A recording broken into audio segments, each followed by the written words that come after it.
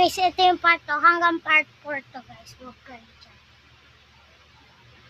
Ay, laki. Mabigat pa guys.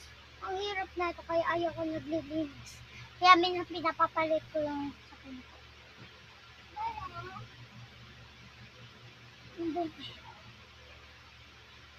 Tapos guys, hindi ako natulog ng kuya ko kasi yung dalawang kuya kasi dumating sila.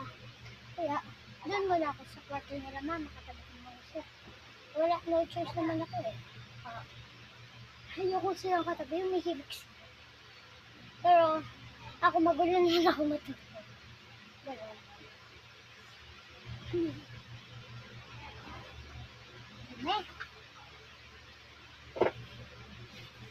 Wait lang guys ha. Part 3 ko. Dami.